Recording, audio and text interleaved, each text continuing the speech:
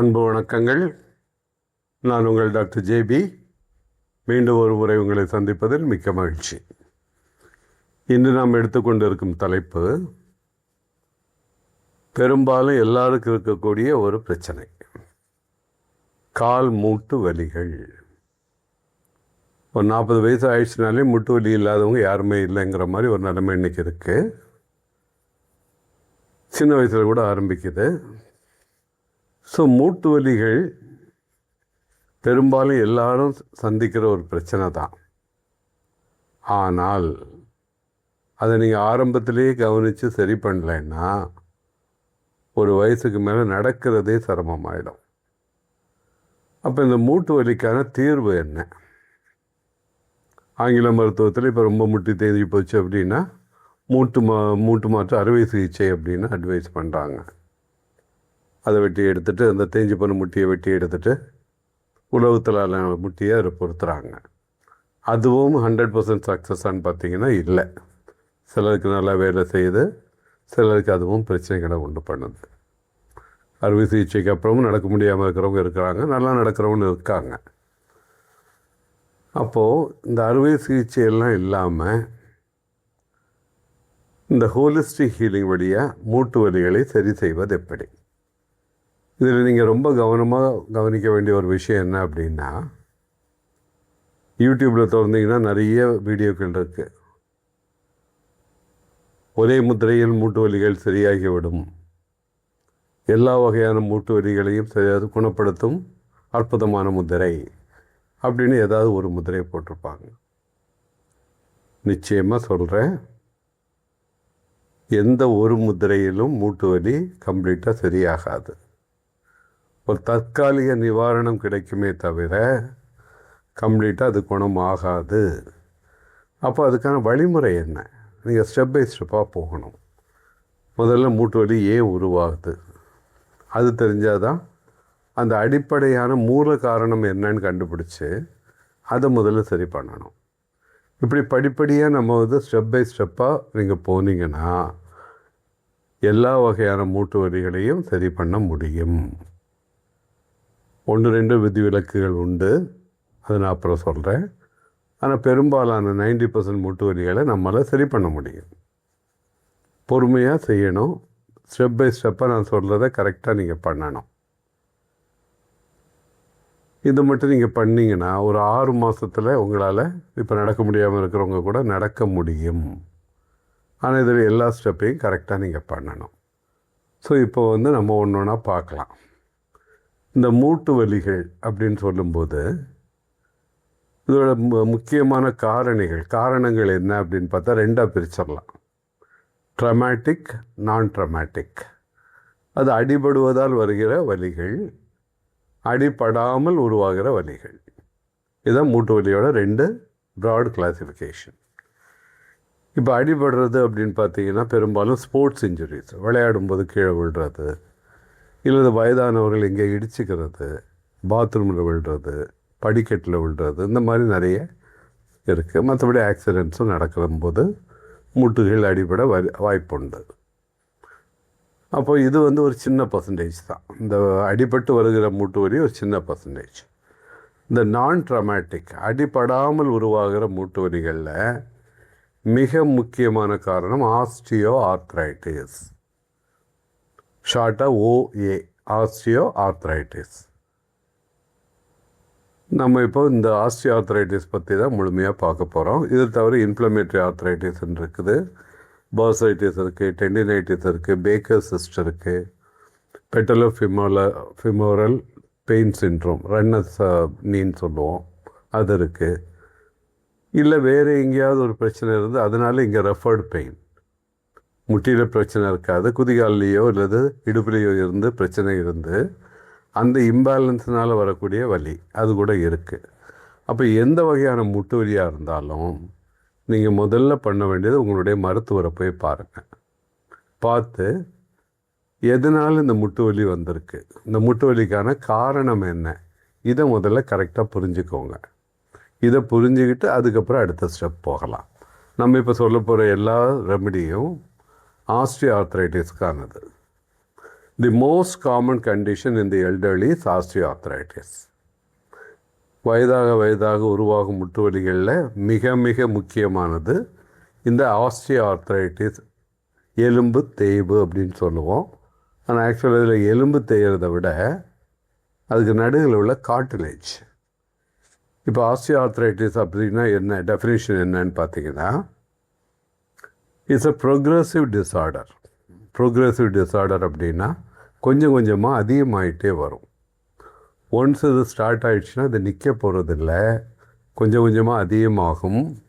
It's a progressive disorder of the joint caused by gradual loss of cartilage. இப்போ ஒரு எலும்புக்கும் இன்னொரு எலும்புக்கும் நடுவில் ஒரு குஷன் மாதிரி ஒரு ஸ்ட்ரக்சர் கார்டிலேஜ் அப்படின்னு இருக்கும், ஒரு சாஃப்டான ஒரு டிஷ்யூ. இந்த கார்டிலேஜ் வந்து ஒரு வாஷர் மாதிரி, இந்த எலும்பு அந்த எலும்பு ஒன்றோட ஒன்று உராயாமல் உராய்ஞ்சு தேஞ்சு போகாமல் தடுக்கிறதுக்கான ஒரு வாஷர், ஒரு சாஃப்டான ஸ்ட்ரக்சர். இந்த கார்டிலேஜ் கொஞ்சம் கொஞ்சமாக தேய ஆரம்பிக்கும். Gradual loss of cartilage resulting in the development of bony spurs. இந்த கார்டிலேஜ் தேய இந்த எலும்பில் அங்கங்கே சில ஸ்பைக்ஸ் மாதிரி, முள் மாதிரி, அந்த போனி ஸ்பர் அப்படின்னு சொல்லுவோம், அது உருவாகும். அண்ட் சிஸ்ட், சிலருக்கு சிஸ்ட் மாதிரி கூட உருவாகும் at the margin of the joints. So கொஞ்சம் கொஞ்சமாக இந்த ஜாயிண்டில் இருக்கிற கார்டிலேஜ் வந்து அரிக்க ஆரம்பிச்சிடும். இதுதான் ஆஸ்டியோஆர்த்ரைட்டிஸ். இதோட காசஸ்ன்னு பார்த்தீங்கன்னா, முக்கியமான காரணங்கள் என்ன அப்படின்னு பார்த்தா, முதல்ல ஏஜ். ஆஸ்டியோஆர்த்ரைட்டிஸ் ஒரு தேய்மானம், இது வந்து ஏஜ் ரிலேட்டட். வயதாக இது அதிகமாகும். வயதாக கண் பார்வை மங்குற மாதிரி, முடி நரைக்கிற மாதிரி, இந்த முட்டில் உள்ள கார்டிலேஜும் தேய ஆரம்பிக்கும். வேர் அண்ட் டேர். ரொம்ப நாள் அந்த காலால் நம்ம நடக்க அந்த காலை யூஸ் பண்ண கொஞ்சம் கொஞ்சமாக தேய ஆரம்பிக்கும். முதல்ல அது ஏஜ். அடுத்தது ஆல்ரெடி கொஞ்சம் தேய்மானம் இருக்கும். இப்போ இதில் ஒரு அடிபட்டா, இன்ஜுரிஸ், ஒரு அடிபட்டதுன்னா உடனடியாக வலி அதிகமாகும், வீக்கம் அதிகமாகும். மூன்றாவது முக்கியமான காரணம் ஒபிசிட்டி. நீங்கள் இருக்க வேண்டிய இயல்பான எடையை விட அதிக எடை இருந்தீங்கன்னா, இந்த அதிக பாரத்தினால இந்த எலும்பு அந்த கார்டிலேஜ் தேய ஆரம்பிச்சிடும். ஏன்னா உங்களுடைய சரியான வெயிட் 64 கிலோ இல்லை 65 கிலோன்னு வச்சுக்கோங்க. நீங்கள் ஒரு 90 கிலோ இருக்கிறீங்க அப்படின்னா, ஒரு 25 கிலோ எக்ஸ்ட்ராவை தூக்கிட்டு நடக்கிற மாதிரி. இப்படி ஒரு 25 கிலோ 30 கிலோ நீங்கள் எக்ஸ்ட்ராவை தூக்கிட்டு நடக்கும்போது அந்த எலும்பால் அந்த பாரத்தை தாங்க முடியாது. அந்த கார்டிலேஜ் வந்து சாஃப்ட் டிஷ்யூ, அதால் அந்த எக்ஸ்ட்ரா வெயிட்டை தாங்க முடியாது. அப்போ இந்த எக்ஸ்ட்ரா வெயிட்னால் கொஞ்சம் கொஞ்சமாக அது தேவை அதிகமாகும். அப்போ முட்டு வலி உள்ளவர்கள் ஒபிசிட்டி இருந்தால் முதல்ல நீங்கள் சரி பண்ண வேண்டியது வெயிட்டை குறைக்கணும். அதுதான் முக்கியமான ஒரு விஷயம், வெயிட்டை குறைக்கணும். அடுத்ததாக ஹெரிடிட்டரி, பரம்பரையாக இது வரும். அம்மாவுக்கு மூட்டு வலி இருந்தால் பெரும்பாலும் பெண் குழந்தைகளுக்கு மூட்டு வலி கட்டாயமாக வரும். ஒரு வயசுக்கு மேலே வரும், 40 வயசுக்கு மேலே வரும். அடுத்து ஜெண்டர் பார்த்திங்கன்னா, ஆண்களை விட மூட்டு வலி பெண்களுக்கு அதிகம். பெண்களுக்கு தான் இந்த முட்டி தேய்மானம் ரொம்ப அதிகமாக இருக்குது ஆண்களை விட. அதுக்கான காரணங்கள் நிறைய இருக்குது. முக்கியமாக ஹார்மோனல் சேஞ்சஸ், இயக்க நீர்களில் ஏற்படும் குறைபாடுகள். அது எஸ்பெஷலி மெனோபாஸுக்கு அப்புறம், பீரியட் நின்னப்புறமா அவங்களுக்கு உடம்புல நிறைய கால்சியம் லாஸ் ஆகும். உடம்புல உள்ள கால்சியம் குறைய அந்த எலும்பு இன்னும் அதிகமாக தேய ஆரம்பிக்கும். ஆஸ்டியோபீனியா, ஆஸ்டியோபோரோசிஸ்னு அது டெவலப் ஆகும். இந்த முட்டி வலிகள் அதிகமாகும். அடுத்தது அத்லெட்டிக்ஸ், இந்த முட்டுக்கு அதிக வேலை கொடுக்குறவங்க, ஸ்போர்ட்ஸ் பர்சன்ஸுக்கு தேய்மானம் அதிகமாக வாய்ப்பு அதிகம். இதை தவிர நீங்கள் செய்கிற வேலையை பொறுத்து அமையும். டெய்லி ஒரு 8 மணி நேரம் 10 மணி நேரம் நிற்கிற வேலை இல்லை நடக்கிற வேலை அப்படின்னா நிச்சயமாக மூட்டு தேய்மானம் அதிகமாகும். இது ஒரு டெஸ்கில் உட்காந்து செய்கிறவங்களுக்கு கொஞ்சம் தேய்வு கம்மியாக இருக்கும். ஆனால் நடந்துக்கிட்டே இருக்கிறவங்க இல்லை நின்றுட்டே இருக்கிறவங்களுக்கு தேய்மானம் அதிகமாக இருக்கும். இதை தவிர போன் டிஃபார்மிட்டிஸ், பிறக்கும்போதே சில எலும்பு சம்பந்தமான குறைபாடுகள், முக்கியமாக இந்த போல் லெக்னு சொல்லுவோம், அந்த கீழே உள்ள கால் பார்த்திங்கன்னா கொஞ்சம் அப்படி வளைஞ்சிருக்கும், போல் லெக். அவங்களுக்கு 2 முட்டியும் ஒன்றோட ஒன்று சேராது. அட்டென்ஷன் நின்னாங்கன்னா முட்டி ஒன்றோட ஒன்று சேராது, இடிக்கும். இது போல் லெக்னு சொல்லுவோம்.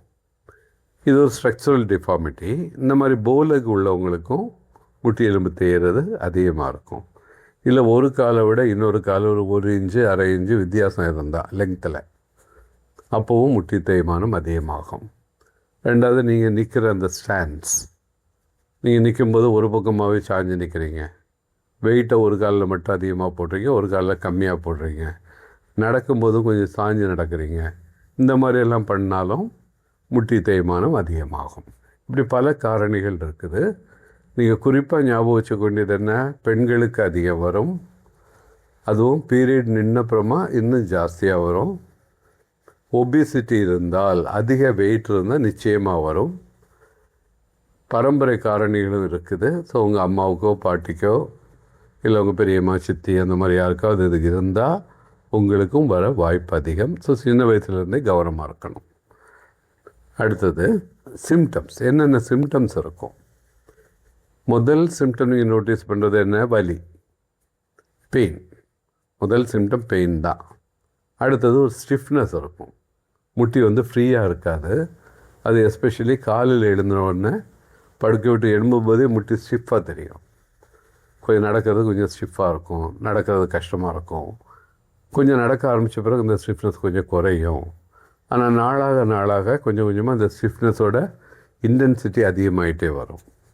அடுத்தது அந்த இடத்துல வீக்கம் இருக்கலாம், இல்லை தொட்டால் அந்த இடத்துல வலி இருக்கும். கொஞ்சம் கொஞ்சமாக ஃப்ளெக்சிபிலிட்டி குறையும். அந்த ஃப்ளெக்சிபிலிட்டியை, முட்டியோட ஃப்ளெக்சிபிலிட்டி கொஞ்சம் கொஞ்சமாக குறைய ஆரம்பிச்சிடும். அந்த ரேஞ்ச் ஆஃப் மூமெண்ட் குறையும். கிரேட்டிங் சென்சேஷன், அந்த முட்டியை நீங்கள் நீட்டி மடக்கும்போது கரகரன்னு ஒரு சவுண்டு கேட்குற மாதிரி இருக்கும். உள்ளே ஏதோ கரகரன்னு தேய்கிற மாதிரி, ஒன்றோட ஒன்று உராயிற மாதிரி ஒரு சென்சேஷன் உங்களுக்கு வரும். இது எல்லாமே அந்த முட்டி தேய்வு ஆரம்பிச்சிச்சு அப்படிங்கிறதுக்கான ஏர்லி வார்னிங்ஸ்.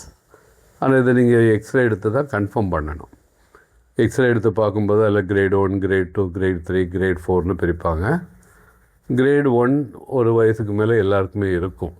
பெரும்பாலான பீப்புளுக்கு கிரேட் 1 ஆஸ்டியோஆர்த்ரைட்டிஸ் இருக்கிறது சகஜம். ஒரு 50 வயசுக்கு நிச்சயமாக இருக்கும். அதை ஈஸியாக சரி பண்ணிடலாம். கிரேட் 2 கவனமாக இருக்கணும். கிரேட் 3 போயிடுச்சுன்னா அது ரொம்ப சிவியரான கேஸ், உங்கள் நடக்கவே கஷ்டமாகும். கிரேட் 4 தான் ஃபைனல் ஸ்டேஜ். அந்த ஸ்டேஜில் நீங்கள் அதை குணப்படுத்துறது ரொம்ப ரொம்ப கடினம். அப்போ ஸ்டேஜ் 1, 2ல் இருக்கும்போதே உஷாராகி அதுக்கான முயற்சிகளை பண்ணிங்கன்னா நிச்சயமாக இதை சரி பண்ண முடியும். அடுத்த ஹோலிஸ்டிக் ஹீலிங்கில் எப்படி நம்ம ஸ்டெப் பை ஸ்டெப்பாக போகணும் அப்படின்னு பார்த்தீங்கன்னா, ஸ்டெப் 1 டீடாக்சிஃபிகேஷன். உடலில் உள்ள கழிவுகளை வெளியேற்ற வேண்டும். அப்போ தான் உடல் தூய்மையாகும். அதுக்கப்புறம் தான் உங்களோட ஹீலிங் ஒழுங்காக ஸ்டார்ட் ஆகும். ரெண்டாவது ஸ்டெப் உடலை எனர்ஜைஸ் பண்ணணும், சக்தி நிலையை உயர்த்த வேண்டும். எலும்புகள் திருப்பி வளரணும் அப்படின்னா உடலின் சக்தி நிலை அதிகமாக இருக்கணும். மூணாவது ஸ்டேஜ் வாயு எலிமெண்ட்டை பேலன்ஸ் பண்ணணும். நாலாவது இது வாட்டர் எலிமெண்ட்டை பேலன்ஸ் பண்ணணும். அஞ்சாவதாக specific mudra for joint pain. இந்த ஜாயிண்ட் பெயினுக்கான முத்திரைன்னு ஒன்று இருக்குது, அதை பண்ணணும். ஆறாவது ஸ்டெப்பு திருப்பி அந்த எலும்பு வளர்கிறதுக்கான ரீஜெனரேஷன் முத்ரா, அதை பண்ணணும். அப்போ இந்த 6 ஸ்டெப்பு முதல்ல நீங்கள் முடிச்சுட்டு அதுக்கு பிறகு இந்த எலும்பு தேய இந்த கார்டிலேஜ் தேய இந்த 2 எலும்புக்கு நடுவில் ஒரு ஃப்ளூயிட் ஒன்று இருக்கும், சைனோவியல் ஃப்ளூயிடுன்னு சொல்லுவோம். அதுதான் அந்த ஜாயிண்ட்டுக்கு லூப்ரிகேஷனை தரக்கூடிய ஃப்ளூயிட். அந்த ஃப்ளூயிட் செக்ரேஷன் பாதிக்கும். அதுங்க ட்ரைனஸ் வந்துடும். அந்த ஃப்ளூயிட் இருந்தால் தான் உங்களுக்கு லூப்ரிகேஷன் இருக்கும். இப்போ அந்த லூப்ரிகேஷனே இல்லாமல் போயிடும். இப்போ திருப்பி எலும்பை லூப்ரிகேட் பண்ணணும். அதுக்கான வழிமுறைகள் என்னன்னு சொல்லித்தரேன். அப்புறமா அக்குப்ரெஷர், இதுவும் ஹெல்ப் பண்ணும். ரிஃப்ளெக்ஸாலஜி மசாஜ், உள்ளங்கையில் இல்லை உள்ளங்காலில் நீங்களே பண்ணிக்கலாம். அதை எப்படி பண்ணித்தரது நான் உங்களுக்கு அப்புறமா வீடியோவில் சொல்கிறேன். அப்புறம் அரோமா தெரப்பியில் சில எண்ணெய்கள் இந்த எலும்பு திருப்பி வளர உதவும், வலியை குறைக்கவும் உதவும். அதை பற்றி நான் அப்புறமா உங்களுக்கு விரிவாக சொல்கிறேன். அப்புறம் சாண்டிங் தெரப்பி. சில சாண்டிங்ஸ் வந்து எலும்பை வளர வைக்கும். கடைசியாக ஃபுட் தெரப்பி. சில உணவு முறை மாற்றங்கள் மூலமாகவும் நம்ம இதை சரி பண்ண முடியும். இந்த ஸ்டெப் 1 டீடாக்சிஃபிகேஷன் முத்ரா, தூய்மைப்படுத்தும் முத்திரை. இந்த 4 விரலையும் விரித்து பெருவல் நுனியால் இந்த மோதிர விரல் கீழே தொடுறது. உள்ளங்கையை இப்படி வச்சு தொட மேலே வச்சுக்கணும். ஒரு 15 நிமிஷம் பண்ணுறது. இது vlog 3ல் விரிவாக சொல்லியிருக்கிறேன். அதுக்கப்புறம் ஹோலிஸ்டிக் ஹீலிங் இதுலேயும் இதை பற்றி நான் சொல்லியிருக்கிறேன். ஸோ பழைய வீடியோ பாருங்கள். இது இப்போ நம்ம அதுக்குள்ளே டீட்டெயிலாக போக வேண்டாம். இதான் அந்த டீடாக்சிஃபிகேஷன் முத்ரா. இதை ஒரு 15 நிமிஷம் காலையில் எழுந்த உடனே பண்ணுங்க. ஸ்டெப் 2 வந்து எனர்ஜைசிங். அதுக்கான முத்திரை வந்து பிராண முத்திரா. இந்த கடைசி 2 விரல் நுனியை பெருவிரல் நுனியோடு இணைக்கிறது. மிச்சம் 2 விரல், இந்த ஆள்காட்டி விரலும் நடுவிரலும் நேராக இருக்கணும். பண்ணும்போது இப்படி வச்சுக்கணும். இது பிராண முத்திரை. இதுவும் ஏற்கனவே vlog 38ல் டீட்டெயிலாக சொல்லியிருக்கிறேன். ஏற்கனவே பார்க்காதவங்க அதை பாருங்கள். vlog 38 பிராண முத்திரா. 3வது பேலன்சிங் தி வாயு. இது vlog 9ல் இருக்குது. இந்த வாயு இந்த ஆள்காட்டி விரல் நுனியை பெருவல் நுனியோடு இணைக்கிறது, வாயு முத்திரை. vlog 38ல் vlog 9ல் இதை வந்து டீட்டெயிலாக கொடுத்துருக்கிறேன். இதை வந்து பார்த்துக்கோங்க. கை இப்படி உள்ளங்கை இப்படி வச்சுக்கணும். இந்த 3 விரல் சேர்ந்துருக்கணும். இது வாயுவை பேலன்ஸ் பண்ணக்கூடிய முத்திரா. ஸ்டெப் 4 வருணனை பேலன்ஸ் பண்ணக்கூடிய முத்திரா. இது vlog 11ல் இருக்குது, vlog 11ல் இருக்குது. இந்த கடைசி விரல் சின்ன விரல் இருக்கு இல்லையா, அதோட நுனியை கொண்டு பெருவிரல் நுனியோடு இணைக்கிறது. இது வருண முத்திரை. இது vlog 11ல் இருக்குது, பார்த்துக்கோங்க. vlog 11 இது இணைச்சிங்கன்னா அந்த வருணன் பேலன்ஸ் ஆகும். வருணன் பேலன்ஸ் ஆனால் தான் உங்களுக்கு அந்த செக்ரீஷன், அந்த சைனோவியல் ஃப்ளூயிட் வந்து பேலன்ஸ் ஆகும். அந்த முட்டியில் உள்ள வறட்சி நிலை மாறும். அதுக்கு லூப்ரிகேஷன் கிடைக்கும். ஸோ இந்த ஸ்டெப் 4 வரைக்கும் ஆல்ரெடி நம்ம சொல்லியிருக்கிறோம். ஏற்கனவே உள்ள பழைய பிளாக்ஸில் இருக்குது. அதை நீங்கள் பார்த்து செய்ய ஆரம்பிச்சிடுங்க. அப்போ காலையில் எழுந்த உடனே முதல்ல பண்ண வேண்டிய முத்திரை அந்த டீடாக்சிஃபிகேஷன் முத்திரை. ஒரு 15 நிமிஷம் அதை பண்ணுங்க. அது முடித்த பிறகு இந்த வாயு முத்திரை ஒரு 5 நிமிஷம் பண்ணுங்க. வாயு முத்திரை 5 நிமிஷம் முடித்த பிறகு வருண முத்திரை ஒரு 5 நிமிஷம் பண்ணுங்க. காலையில் டைம் இருந்தால் எல்லா முத்திரையும் அப்போவே முடிச்சிடலாம். அதுக்கப்புறமா பிராண முத்திரை ஒரு 15 நிமிஷம் பண்ணுங்க. இந்த 4 முத்திரையை இன்றைக்கி ஸ்டார்ட் பண்ணலாம். உங்களுக்கு காலையில் ஃபுல்லாக பண்ண டைம் இல்லைன்னா இந்த டீடாக்சிஃபிகேஷன் முத்திரை 15 நிமிஷம், பிராண முத்திரை 15 நிமிஷம், இந்த 2ஐயும் காலையில் முடிச்சிடுங்க. சாயந்தரமாவோ இல்லை நைட்டோ வாயு முத்திரை ஒரு 5 நிமிஷம், 5லேருந்து 10 நிமிஷம் பண்ணலாம். வருண முத்திரை ஒரு 5லேருந்து 10 நிமிஷம் பண்ணுங்க. இதை சாயந்தரமாக பண்ணிக்கோங்க. மத்தியானத்தில் டைம் இருந்தால் மத்தியானம் கூட ஒரு 10 நிமிஷம் நீங்கள் இதை பண்ணலாம். அது உங்களுடைய டைமை பொறுத்து நீங்கள் அட்ஜஸ்ட் பண்ணிக்கோங்க. இதெல்லாம் தொடர்ந்து ஒரு 2 மாதம் நீங்கள் பண்ணுங்கள். இந்த 2 மாதம் பண்ண பிறகு அடுத்த முத்திரைக்கு போகணும். ஸோ முதல் 2 மாதம் பண்ண வேண்டியது என்னென்னு இப்போ சொல்லியிருக்கிறேன். அதை அப்படியே ஃபாலோ பண்ணுங்கள். இப்போ ஸ்டெப் 5 வந்து specific mudra for joint pain. இதை நம்ம அடுத்த வீடியோவில் பார்க்கலாம். ஸோ இது வரைக்கும் நம்ம பார்த்ததை இன்றைக்கி நீங்கள் ஸ்டார்ட் பண்ணிவிடுங்க. ஸ்டெப் பை ஸ்டெப்பாக தான் இது போக முடியும். இது ஒரு நாள்பட்ட நோய். முட்டி வலிங்கிறது நாள்பட்ட நோய். உங்களை ஒரு ஸ்டேஜில் நடக்க விடாமல் செய்ய போகிற ஒரு நோய். அதனால் இதை கொஞ்சம் பொறுமையாக நீங்கள் நான் சொல்கிறபடி ஸ்டெப் பை ஸ்டெப்பாக பண்ணி சரி பண்ணிவிடுங்க. இல்லைன்னா நாளைக்கு நடக்க முடியாத நிலைமை வரலாம். இன்றே நடக்க முடியாத நிலைமையில் இருக்கிறவங்க இது பண்ண ஆரம்பிங்க. அருமையான பலன் வரும். முழுமையான குணமடைய என்ன பண்ணணும் அதுதான் நம்ம பார்க்குறோம். ஸோ அடுத்த வீடியோவில் இந்த மூட்டு தேவுக்கான ஸ்பெசிஃபிக்கான ஒரு முத்திரை அதை பற்றி நான் சொல்கிறேன். அடுத்த வெள்ளிக்கிழமை அந்த வீடியோ வரும். அதுவரையில் உங்களிடமிருந்து விடைபெறுவது டாக்டர் ஜேபி. பிடிச்சிருந்தால் லைக் போடுங்க. இது வரைக்கும் நீங்கள் சப்ஸ்கிரைப் பண்ணலைன்னா தயவுசெய்து சப்ஸ்கிரைப் பண்ணுங்கள். உங்கள் நண்பர்களுக்கும் இந்த வீடியோவை ஃபார்வேர்ட் பண்ணுங்கள். நிறைய பேர் இதனால் பயன்பெறணும். இந்த முட்டி வலிங்கிறது ஒரு பெரிய அவஸ்தை. நிறைய பேருக்கு அந்த பிரச்சனை இருக்குது. ஸோ எல்லோரும் பயன்பெறணுன்னா உங்களுக்கு தெரிஞ்சவங்களுக்கெல்லாம் இந்த வீடியோவை நீங்கள் ஃபார்வேர்ட் பண்ணுங்கள். Thank you very much. அடுத்த வீடியோவில் பார்க்கலாம். தேங்க்யூ.